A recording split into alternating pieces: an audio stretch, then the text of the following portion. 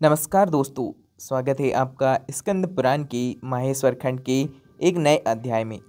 आज हम जानेंगे शिवरात्रि व्रत की महिमा।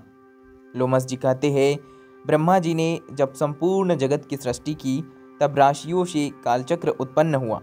उस कालचक्र में सब कार्यों की सिद्धि के लिए 12 राशियाँ और 27 नक्षत्र मुख्य हैं। इन 12 राशियों और 27 नक्षत्रों के साथ क्रीड़ा करता हुआ कालचक्र सहित काल जगत को उत्पन्न करता है। ब्रह्मा से लेकर कीट पर्यंत सबको काल ही उत्पन्न करता, वही पालन करता और वही संहार करता है। एकमात्र काल से ही यह सारा जगत बंधा हुआ है। अकेला काल ही इस लोक में बलवान है, दूसरा नहीं। अतः यह सब प्रपंच कालात्मक है। सबसे पहले काल हुआ, काल से ही स्वर्गलोक के अधिनायक उत्पन्न हुए। तदनंतर लोकों की उत्पत्ति हुई। उसके बाद त्रुटि हुई, त्रुटि से लव हुआ, लव से क्षण हुआ, क्षण से निमिष हुआ, जो प्राणियों में निरंतर देखा जाता है। 60 निमिष का एक पल कहा जाता है। 60 पलों की एक घड़ी होती है। 60 घड़ी का एक दिन रात होता है। 15 दिन रात का एक पक्ष माना जाता है। 2 पक्ष का एक मास और 12 महीनों का एक वर्ष होता है। काल को जानने की इच्छा रखने वाले बुद्धिमान पुरुषों को इन सब बातों का ज्ञान रखना चाहिए। प्रतिपदा से लेकर पूर्णमासी तक पक्ष पूरा होता है। उस दिन पक्ष पूर्ण होने के कारण ही उसे पूर्णिमा कहते हैं। जिस तिथि को पूर्ण चंद्रमा का उदय होता है वह पूर्णमासी देवताओं को प्रिय है, तथा जिस तिथि को चंद्रमा लुप्त हो जाते हैं उसे विद्वानों ने अमावस्या कहा है। अग्निश्वात आदि पितरों को वह अधिक प्रिय है। ये 30 दिन पुण्य काल से संयुक्त होते हैं। इनमें जो विशेषता है उसे आप लोग सुने। योगों में व्यतिपात, नक्षत्रों में श्रवण, तिथियों में अमावस्या और पूर्णिमा तथा संक्रांति काल में ये सब दान कर्म में पवित्र माने गए हैं। भगवान शंकर को अष्टमी प्रिय है, श्री गणेश जी को चतुर्थी, नागराज को पंचमी, कुमार कार्तिकेय को षष्ठी, सूर्यदेव को सप्तमी, दुर्गा जी को नवमी, ब्रह्मा जी को दसवीं, रुद्रदेव को एकादशी, भगवान विष्णु को द्वादशी, कामदेव को त्रयोदशी तथा भगवान शंकर को चतुर्दशी विशेष प्रिय है। कृष्ण पक्ष में जो चतुर्दशी अर्धरात्रि व्यापिनी हो उसमें सबको उपवास करना चाहिए। वह भगवान शिव का सायुज्य प्रदान करने वाली है। वही शिवरात्रि के नाम से विख्यात है।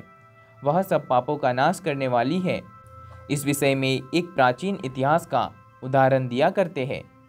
पूर्व काल में कोई विधवा ब्राह्मणी थी जिसकी प्रकृति बड़ी चंचल थी। वह कामभोग से आसक्त रहती थी। अतः किसी कामी चंडाल के साथ उसका संबंध हो गया। उसके गर्भ से दुरात्मा चांडाल के एक पुत्र का जन्म हुआ जिसका नाम दुस्सह था। दुस्सह बड़ा ही दुष्टात्मा था। वह सब धर्मों के विपरीत ही आचरण करता था। महान पापपूर्ण प्रयोगों के द्वारा वह सदा नए नए पाप प्रारंभ करता था। वह जुआरी, शराबी, चोर, गुरु स्त्रीगामी, वधिक, दुष्टात्मा तथा चांडालोचित कर्म करने वाला था। एक दिन वह अधर्मी मन में कोई बुरी वृत्ति लेकर ही किसी शिवालय में गया। उस दिन शिवरात्रि थी। वह रात में भगवान शिव के पास उपवास पूर्वक रहा है और वहाँ पास ही दैवात होती हुई शैव शास्त्र की कथा सुनता रहा। वहाँ उसे लिंग स्वरूप भगवान शिव का दर्शन हुआ। दुष्ट होते हुए भी उसने एक रात व्रत किया और शिवरात्रि में जागता रहा। उसी शुभ कर्म के परिणाम से उसने पुण्य योनि प्राप्त करके बहुत वर्षों तक पुण्यात्माओं के लोक में सुख भोग किया। तदनंतर वह राजा चित्रांगद का पुत्र हुआ। उसमें राजराजेश्वर के लक्षण थे। वह विचित्र वीर्य के नाम से प्रसिद्ध हुआ। उसका रूप सुंदर था। उसे सुंदर स्त्रियां प्यार करती थी। उसने बहुत बड़ा राज्य प्राप्त करके भी अपने मन में अहंकार नहीं आने दिया। भगवान शिव की भक्ति करते हुए वह सदा शिव धर्म के पालन में ही तत्पर रहा। शिव संबंधी शास्त्रों को मान्यता देकर वह उन्हीं के अनुसार शिव की पूजा किया करता था। भगवान शिव के समीप यत्नपूर्वक रात्रि में जागरण करके भगवान शिव की गाथा का गान करता और रोमांचित होकर नेत्रों से आनंद के अश्रुकण बहाया करता था। भगवान शिव की कथा सुनने से ही उसमें प्रेम के सभी लक्षण प्रकट हो जाते थे। उसे देवादिदेव शिव की प्रेम लक्षणा भक्ति प्राप्त हुई। भगवान शिव के ध्यान में निरंतर संलग्न रहने के कारण उसकी सारी आयु व्रत में ही बीती। भगवान शिव इस संसार में पशुओं तथा ज्ञानीजनों को समान रूप से सुलभ है, अतः सुख की प्राप्ति के लिए एकमात्र सदाशिव का ही सेवन करना चाहिए। शिवरात्रि के उपवास से राजा को उत्तम ज्ञान प्राप्त हुआ। उस ज्ञान से सब प्राणियों में निरंतर समभाव का अनुभव हुआ। फिर एकमात्र भगवान सदाशिव ही सब भूतों के आत्मा रूप है, इस ज्ञान का साक्षात्कार हुआ। तत्पश्चात यह अनुभव हुआ कि इस संसार में कहीं कोई भी ऐसी वस्तु नहीं है जो भगवान शिव से रहित हो। इस प्रकार उन्होंने अत्यंत दुर्लभ एवं पूर्ण प्रपंचातीत ज्ञान प्राप्त कर लिया। वह ज्ञान विज्ञ पुरुषों के लिए भी अत्यंत दुर्लभ है, फिर औरों की तो बात ही क्या है। राजा विचित्रवीर्य वह ज्ञान प्राप्त करके भगवान शिव के अत्यंत प्रिय भक्त हो गए। शिवरात्रि के उपवास से उन्होंने सायुज्य मुक्ति प्राप्त कर ली। उसी पुण्य के प्रभाव से उन्होंने शिवजी की लीला में योग देने के लिए शिवजी से ही दिव्य जन्म प्राप्त किया। दक्ष कन्या सती से जब शिवजी का वियोग हुआ, तब उनके जटा फटकारने के शब्द से उन्हीं के मस्तक से जो वीरभद्र नामक वीर उत्पन्न हुआ, वह राजा विचित्र वीर्य ही है। वही दक्ष यज्ञ का विनाश करने वाला हुआ।